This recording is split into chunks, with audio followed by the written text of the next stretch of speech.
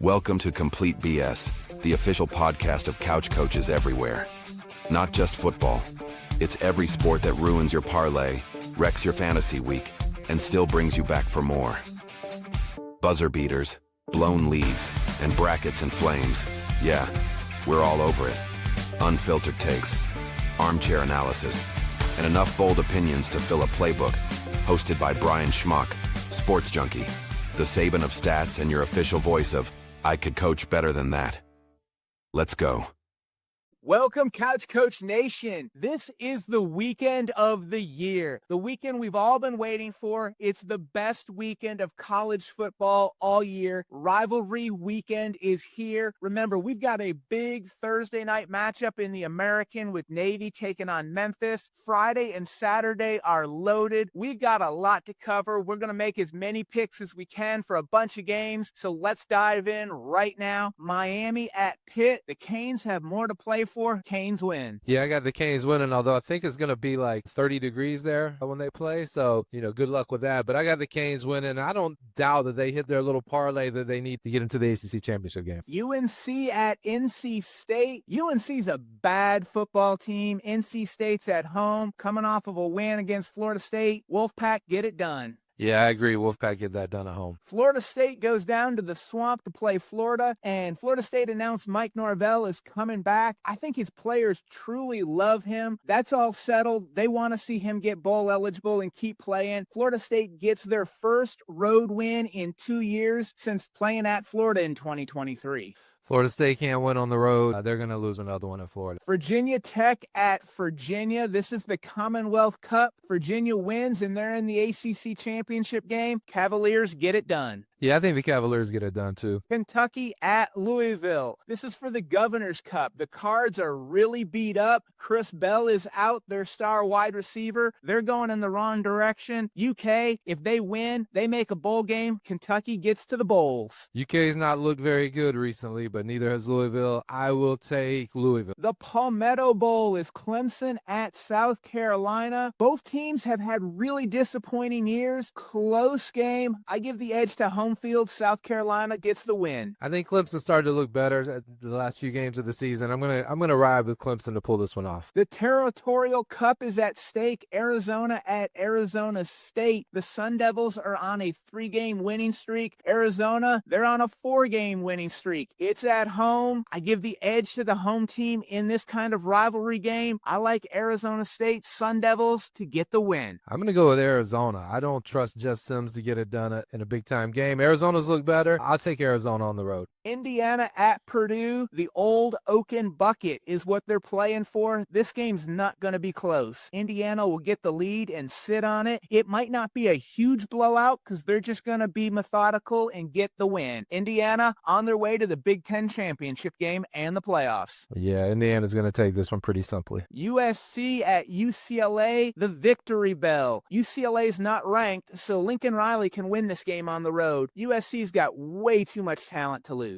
Yep, USC easily. Northwestern and Illinois, they're playing in Champaign, the land of Lincoln Trophy. Illinois has lost to every team with a pulse except for Southern Cal. Northwestern, they played teams tough even in defeat. They're a 6.5-point underdog. I've got Northwestern pulling the upset. Interesting. I'll take Illinois to finish off the season strong. Started off strong, finish it strong. Paul Bunyan's axe is what they play for when Wisconsin and Minnesota get together. The Gophers are at home with a good defense. They should get the win. Yeah, I like Minnesota in this one. The Egg Bowl is one of the most intense rivalries in college football. Ole Miss and Mississippi State, even when these teams are 2 or 3 wins, it's still a really good game. You've got the Lane Kiffin distraction going on with Ole Miss, but again, Ole Miss has got talent all over the field. Too much for them not to win this game. I like Ole Miss, but this game's going to be close. It always is.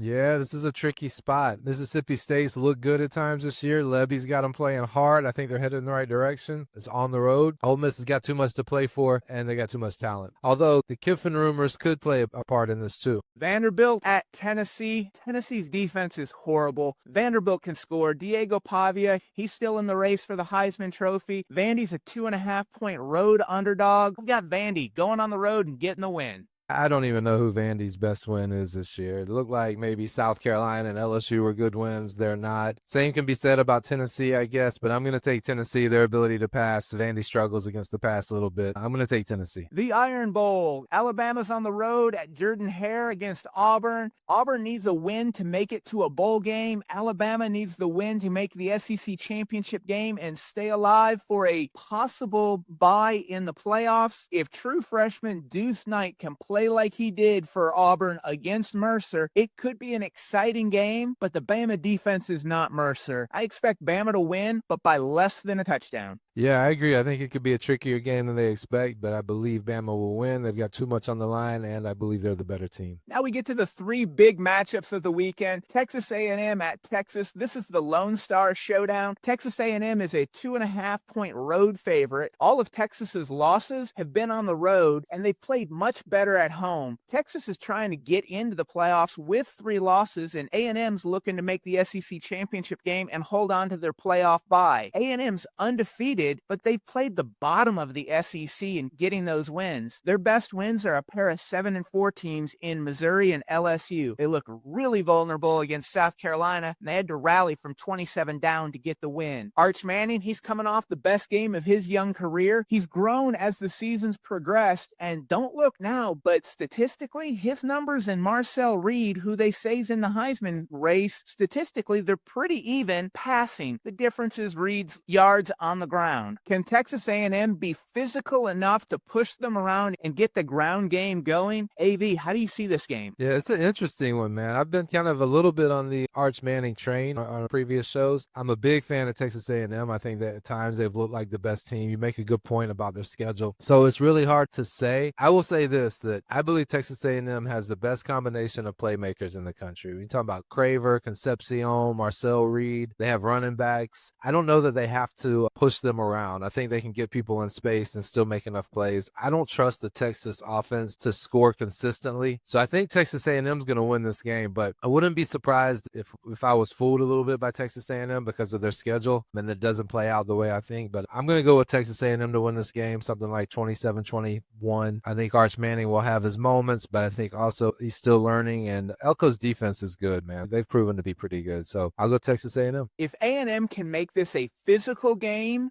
and run the ball, which they've kind of struggled to do at times, A&M would get the win. I think Texas is more of a finesse team. Even though they've got a great stable of running backs, they're pretty finesse. They're not physical at all. They get pushed around against better teams, against big teams. They want to throw, and with the way Arch is throwing, that's their way to win this game. It's going to be close. If it were in College Station, I'd be going Texas A&M. It's in Austin. Arch is looking better. I think he's going to throw for a bunch of yards. The Longhorns get it done 28-27. Ohio State at Michigan. These two teams don't even refer to each other by name. This game is just simply called the game. OSU's a 9.5-point road favorite, and that says a lot about what Vegas thinks of the Buckeyes when they're on the road in a rivalry game against a team that's 9-2. Michigan's won 4 in a row in this rivalry, and each time they were ranked below Ohio State. Last year, they were unranked and beat the eventual national champions. Perhaps it's because the two best teams that Michigan has played are losses, Oklahoma and USC. Their best win was at home to 8-3 unranked Washington. Ohio State, their schedule hasn't exactly been murderer's row either, but they do have that season opening win against Texas, and they beat Washington on the road. The difference there is 1 point in these games between what Michigan and Ohio State beat Washington by. The Ohio State defense has been stifling all season. They've allowed 16 points to Illinois. That's the most that they've allowed to any team this season. They're averaging less than 8 points allowed per game. They've kept 4 teams out of the end zone for a game. They've only allowed 7 touchdowns in the second half the entire season. AV, how do you see this game? Yeah, man. 9.5-point favorite in this game seems really crazy. But when you look at Ohio State, you just see NFL players all over the field. And it's hard to just imagine Michigan scoring enough points on them to win the game. That defense is unbelievable. there is no overrating based on opponent like there might be for Texas A&M. Like, that defense for Ohio State is really good. And I just don't trust the Michigan's offense to be able to put up enough points to beat the team that on the other side of the field has Jeremiah Smith and Julian Sain, that group of people that are going to put up some points. Part of the interesting thing about Ohio State, though, is they've been pretty, I don't know, just take care of business in all their games. It seems like every game is a 40-10, 34-3. They're not getting these 70-point blowouts. They're just handling business. So I don't know. There's something about it that doesn't make you think like they're the greatest team ever, but I don't see them losing anytime soon. And that's the playoffs and everything. I think they're the best team in the country, and it all starts with that defense. And I don't think Michigan has enough to overcome that. Michigan, they're powered by the run. Ohio State wants to open it up and pass. Oftentimes in this game, the team that wins the rushing battle gets the win. If that holds true, Ohio State's going to need to get things going on the ground where they're averaging about 50 yards less than Michigan per game. Both teams give up less than 100 yards rushing to their opponents. As you were saying, Ohio State's been very businesslike all year long in their march through the season and to the playoffs. I think they're built for the playoffs. They know they just need to take care of business, get a win, move on, get a win, move on, and we'll show up in the playoffs. Julian Sain's gotten better as the season's progressed. The defense has been lights out. I went against the Buckeyes in the season opener. I'm not about to do it again. I've got Ohio State winning 20-14. I'll make my pick for Georgia Tech, clean old-fashioned hate a little bit later in the show when we've got Georgia All-American Bacarri Rambo joining us. AV, how do you see clean old-fashioned hate? You know, we talked a little bit about it after the Georgia Tech loss to Pitt. You know, it's a problem to me when every week your quarterback is your leading rusher, and by far, I don't think they have enough diversity in their offense this year to beat Georgia. Haynes King is an unbelievable player. They've got some decent players on the outside in their running game, so I think they will score points. Georgia's defense isn't as lights out as it has been in the past, but I don't see the Georgia Tech going in and beating Georgia. I'm going to take Georgia something like 41-27. Georgia Tech's defense is not good. Georgia's going to put up as many points as they want to probably, and Georgia Tech won't be able to keep up with that. It'll be a really interesting game. This was the game of the year last year that went 8 overtimes.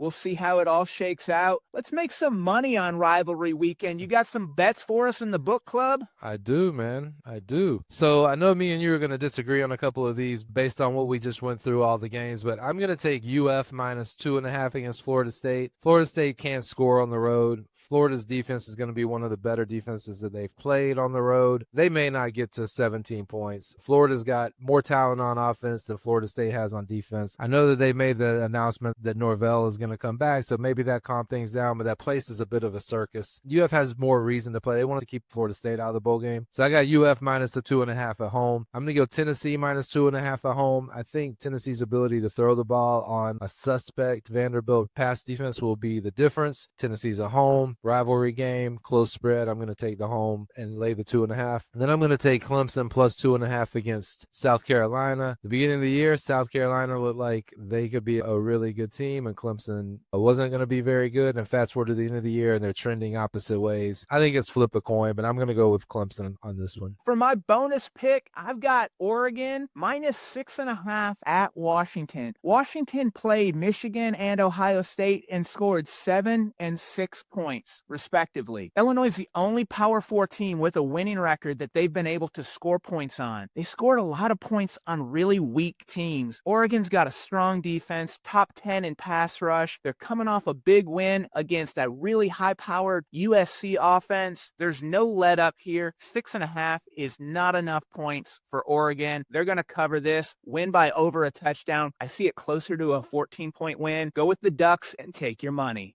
Stay tuned. We'll be right back with Georgia All-American Bacarri Rambo.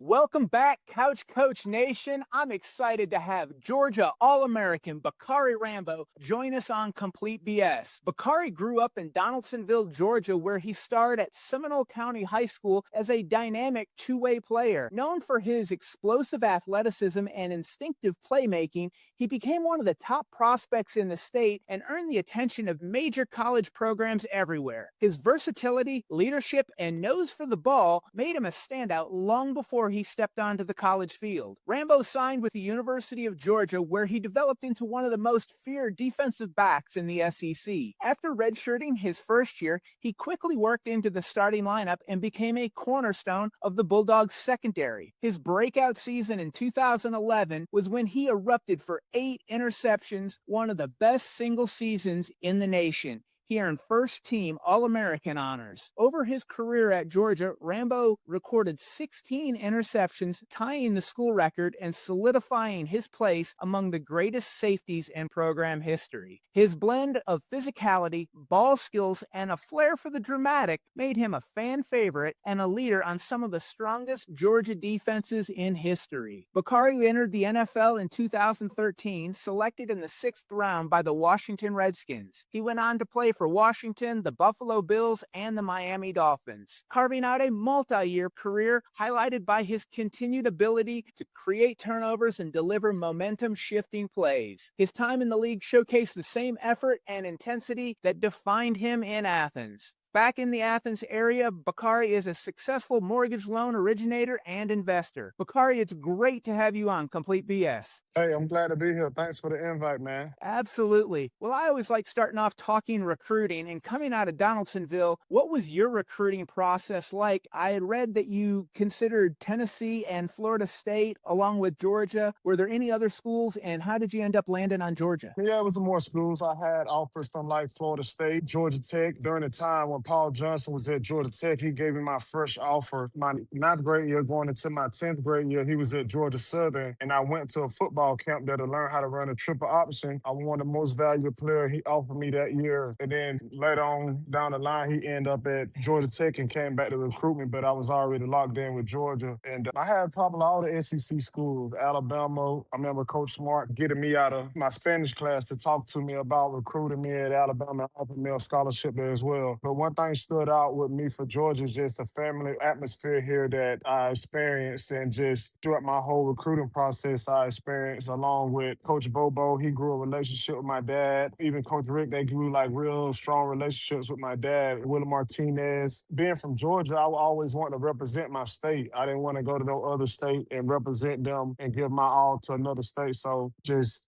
being a Georgia Bulldog and getting an offer from them, and it just made the decision for myself a lot easier. Was there a Pop Warner coach or high school coach that stood out to you and really impacted you as a young man, learning the game and trying to figure out life? I can say my dad been with me, like coaching me from reg league until I graduated high school. My dad, he established his work ethic in me, and not to get comfortable, I always try to get better, get 1% better every day. And him, and also my middle school coach named Donald Moore, he always taught me the biggest room in the house is the room for improvement. And I always used to question myself or question him about why he was pushing me so hard when he wasn't doing that for the other kids during PE. During PE, it's my time to go shoot basketball or, hang out with my friends. But during that time, he always had me in the gym or in the weight room working out, trying to get better, trying to get that 1% better. And also my high school coach, Alan Ingram, he was a huge factor in my life and helped me develop into the football player I am today. So those 3 guys, I would say, really saw something in me before I even saw it myself. So I spent some time on the staff at the University of Georgia before you got there. Coach Rick is a huge mentor of mine.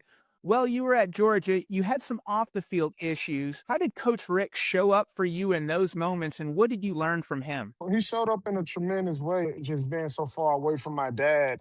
He was a phone call away, but I needed the presence of my father here. And Coach Rick stepped in during those times and helped, filling that void that I needed at the time to, just someone I can go talk to, someone that I can get a hug from. He was that father figure during the time of those situations that was brought upon me. He's a great, loving guy. He helped build each and every player to the man they are today. He didn't see us as only football players. He saw us as humans, as sons, as fathers, as future husbands, and every role that we may take, he had us prepared for.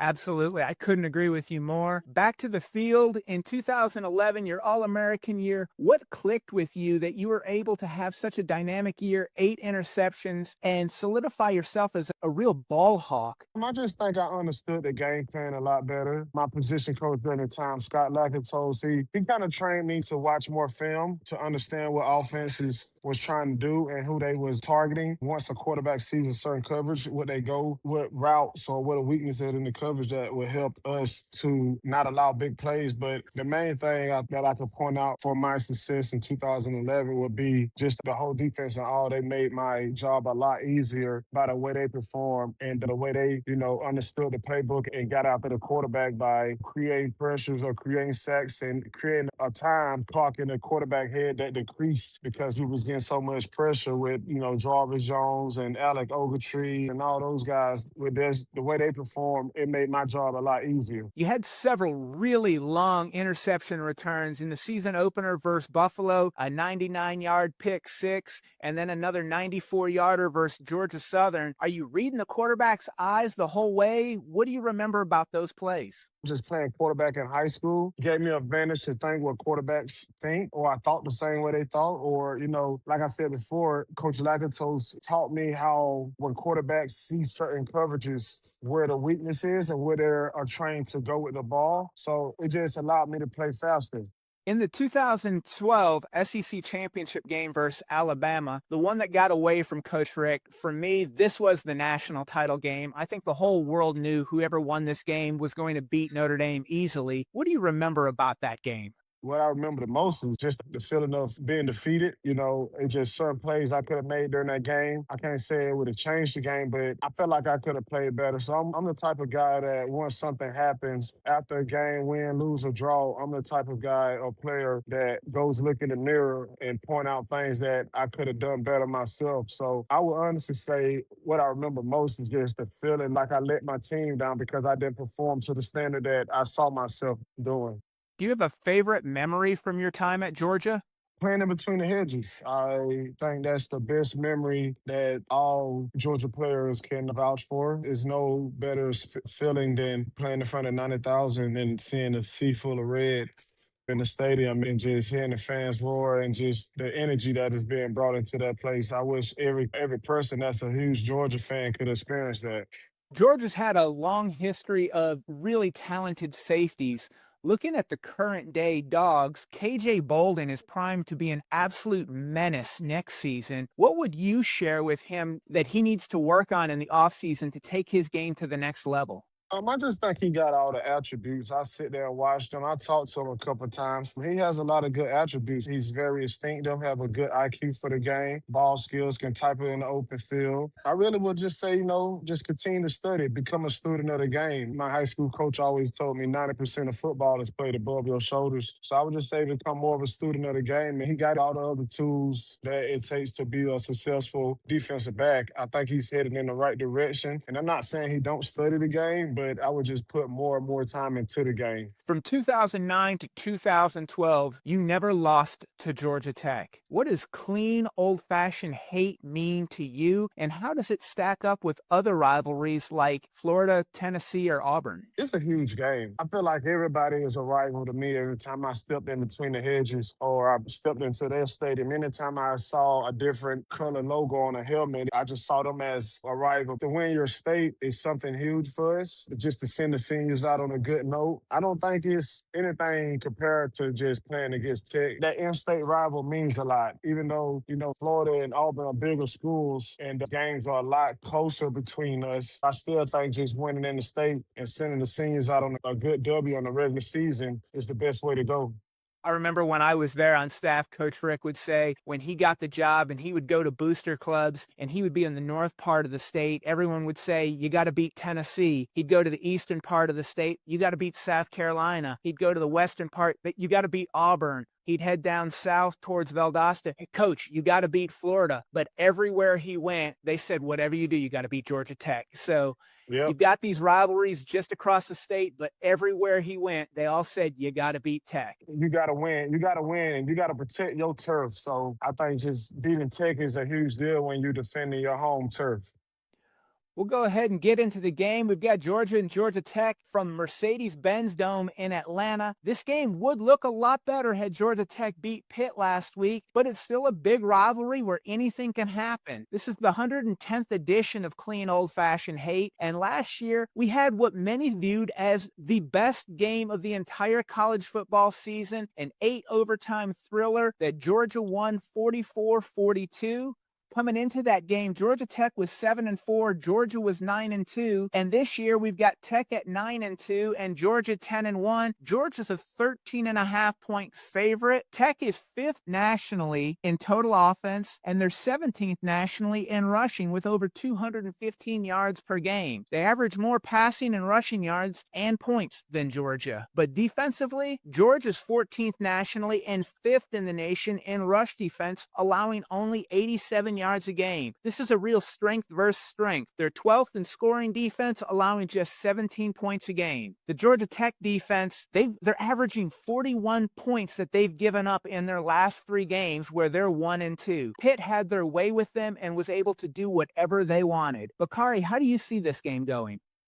I actually see the Dogs dominating. I'm not being biased. I just think our offensive line and our defense is coming together at the right time. That's what makes us who we are. It's just the right time we are clicking. The younger guys are getting more experience. They are going through those trials and tribulations to make them a better player. And I think the game is won in the trenches, and that's where our strength is. And it showed the offensive line is getting better and better each week, but the defensive line been doing that all year. So I think they might have a hard time trying to run the ball on them. But the quarterback, King, he's a great player, and I like what I see for him. So we're going to have our hands full trying to slow him down. But I think with the coaching staff, we'll do a great job with having the kids prepared and making adjustments throughout the game to slow King down as much as we can to come out with the W. Yeah, Haynes King is a great player. He's dynamic, but Georgia Tech has to find other folks that can run the ball, not just King. For Georgia, keep getting hits on him. When he's running the ball, make sure there's 2 or 3 guys on him, putting him on the ground. When he's dropping back, make sure you're getting a hit on him every time. Those hits will add up in the fourth quarter. I had a lot of questions about Georgia coming into the season. They had lost so much talent to the NFL, especially on the offensive and defensive lines. But as the season has gone on, they keep getting a little bit better week after week. And one of the things that we've seen with Georgia in big games especially is they get a lead and then they just lean on that offensive line that is massive, and they push those guys around and use that ground game. Coach Bobo's been calling a really good game in the back half of the season, getting that lead and then just run the ball. And I think that's where we're going to see it. I expect Georgia to get up early on Tech. I think the Georgia tight ends with Delp and Lucky will be open across the middle early in the first half. Stockton will have some shots with them. And once they get up, then Georgia's just going to go to their patented run game, lean on the defensive line, and continue to maul you. I've got Georgia winning 38-17. Yeah, I was thinking 38-42, Georgia 17, Georgia Tech. It's going to be, tough, nail-biter at the beginning, but I think with our coaching staff, we do a tremendous job with our second half adjustments, and I think we'll find a way to slow down King and adjust to the game plan that they've been getting those big plays with, if they get those. Well, we've got my score at 38-17, Bacarri Rambo in at 42-17. We both have the Dogs beating the Jackets in Atlanta. You can follow the Complete BS Pod on X and Instagram. Make sure to like, share, and subscribe wherever you get your podcast. Bacarri Rambo, thank you for joining us on Complete BS. Thanks for listening to Complete BS. Be sure to subscribe, share, and follow us online. And tell us what you think of this episode. Use hashtag CouchCoachNation. And let's keep the conversation going.